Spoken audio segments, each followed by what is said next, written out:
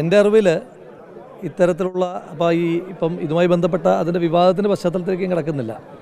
ഒന്ന്, സാധാരണഗതിയിലുള്ള പുകവലി പോലും ആരോഗ്യത്തിന് ഹാനികരമാണ് എന്ന് പറയേണ്ടെന്ന് ഉത്തരവാദിത്തപ്പെട്ടൊരു മന്ത്രി അദ്ദേഹം ഏത് പശ്ചാത്തലത്തിലാണ് നിയമവിരുദ്ധമായ ഒരു പുകവലിയെ പിന്തുണയ്ക്കുന്നതെന്നുള്ള കാര്യം എനിക്കറിയില്ല. അങ്ങനെ കമ്പനി കൂടുമ്പോൾ ആളുകൾ സ്നേഹമേ പങ്കുവയ്ക്കാൻ പാടുള്ളൂ, സൗഹൃദം പങ്കുവയ്ക്കട്ടെ, രാഷ്ട്രീയം പങ്കുവയ്ക്കട്ടെ, പുക പങ്കുവെക്കണ്ട. അങ്ങനെ പുകയ്ക്കണം എന്ന് തോന്നുന്ന ചെറുപ്പക്കാർ നാടിനും അവർക്കും കുടുംബത്തിനുമൊക്കെ വിപത്ത് സൃഷ്ടിക്കുമെന്ന് പറഞ്ഞു കൊടുക്കേണ്ടുന്ന ഉത്തരവാദിത്തപ്പെട്ട ഒരാൾ അങ്ങനെ പറയുന്നതിൻ്റെ പശ്ചാത്തലം എനിക്കറിയില്ല. പിന്നെ അദ്ദേഹം പറഞ്ഞു കേട്ടതാണ്, തെറ്റുണ്ടെങ്കിൽ നിങ്ങൾ തിരുത്തണം. ഈ ജയിലിനകത്തും ഞാൻ ജയിലിൽ കിടക്കുമ്പോഴും ഇതൊക്കെ അല്ലേ അങ്ങനെന്തോ പറഞ്ഞതായിട്ട് എൻ്റെ ശ്രദ്ധയിൽപ്പെടുത്തി. ഞാൻ ജയിലിൽ കിടക്കുമ്പോഴും ബീഡി വലിച്ചിട്ടുണ്ടെന്ന് പറഞ്ഞു. അപ്പോൾ ഞാൻ ഒരു 5-6 തവണ ജയിലിൽ കിടന്നിട്ടുള്ള ഒരാളാണ്. അത്തരത്തിലുള്ളൊരു സൗകര്യവും ഞാനങ്ങനെ പുകവലിക്കുന്ന ആളല്ല, അത്തരത്തിലുള്ളൊരു സൗകര്യം ആർക്കെങ്കിലും കിട്ടുന്നതായിട്ട് എനിക്ക് ശ്രദ്ധയിൽപ്പെട്ടിട്ടില്ല. അപ്പോൾ മന്ത്രി ജയിലിനകത്ത് പുക വലിച്ചിട്ടുണ്ടെങ്കിൽ അത് നിയമവിരുദ്ധമായിട്ട് കടത്തിയതാണ്.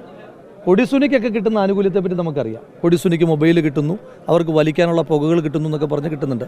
അതേ ആനുകൂല്യം CPMൻ്റെ നേതാവായിരുന്ന ശ്രീ സജി ചെറിയാനും കിട്ടിയിട്ടുണ്ടോ എന്നുകൂടി അദ്ദേഹം വ്യക്തമാക്കേണ്ടതായിട്ടുണ്ട്. ഇത്തരത്തിലുള്ള അദ്ദേഹം കേരളത്തിൻ്റെ സാംസ്കാരിക വകുപ്പ് മന്ത്രി കൂടിയാണ്, ഇത്തരം കാര്യങ്ങളൊക്കെ പ്രതിരോധിക്കേണ്ടുന്ന ഒരു വകുപ്പിൻ്റെ മന്ത്രി കൂടിയാണ്.